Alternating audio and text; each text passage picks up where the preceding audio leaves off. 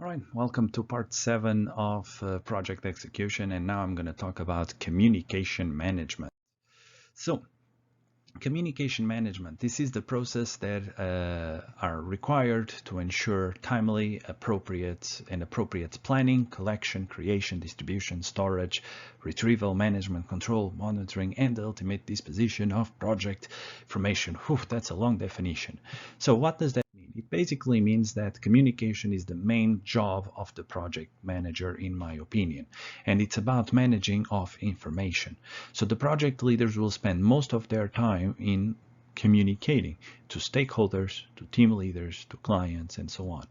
So there are several forms of communication this can mean. It can mean formal and informal communication, vertical and horizontal, internal and external, visual, verbal, non-verbal. So there's many different types of communication that you need to be careful with. But one of the things that you have to understand is that this is one of the main tasks as a project leader. So you have to become efficient and you have to become effective at your communication. So you need to have a communication plan. All right, and communication plans, in my opinion, should be divided into a couple of categories: management of communication, team communication, and project records. In terms of management of communication, we're talking about management communicating objectives, boundaries, risks, and estimates. Typically, we do this and we communicate this at major milestones or on a periodic basis, like every week or every month. And the format typically is a company format that you have, so a template that you use in order to do this. Team communication, on the other hand, it's about status of the project, problems with the project, and changes to the project. In terms of frequency, we use the daily meetings for this, like I described in another video. And the content here, or the format, tends to be informal, but there is possible as well to have some formal type of team communication when necessary. But it's more rare compared to the informal communication happening.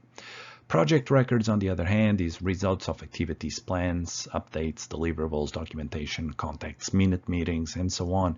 And the frequency here is that you create or you collect all this at the end of each phase and at the end of the project. Later on, we're going to have a session specifically about documents created at the end of the project. And the format is standalone records, in other words, formal communication. So it needs to be a record in a way that without anyone explaining, the reader would understand the message you're trying to communicate.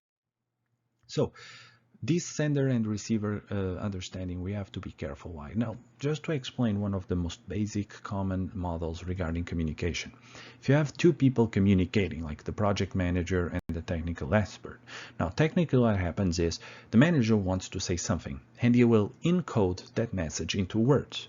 Then he will try to transmit those words to the other person. Now, the problem is that during this process, there's noise. There is errors of encoding, there's the environment of the communication, the format of the communication that will change what you want to say to what the person actually understands. So the person will understand your message that has been distorted, and then will generate a response, encode that response as well, transmit it back to the first person as a form of feedback. But this transmission, once again, has noise, and therefore what will happen is you will receive a message that is different from the one that he was trying to transmit. So what is the problem here? The problem is that in every communication you have, you will never be able to have the other person completely understanding what you want to say, and you have to account for these kind of noises and for these kind of mistakes. Now, when you have just two people, that's easier. But here's the problem. As the team grows, there's going to be more channels of communication. In a team of 2 people, there's only one possible track of communication. In a team of 3 people, there's 3. In a team of 4, there's 6 tracks of communication. And when you go to a team of 15 people, there is 120 tracks of communication. And each one of them would have errors and it will have misconceptions. So it is very important that you manage your communication process well in order to avoid all these mistakes that will inevitably happen during communication.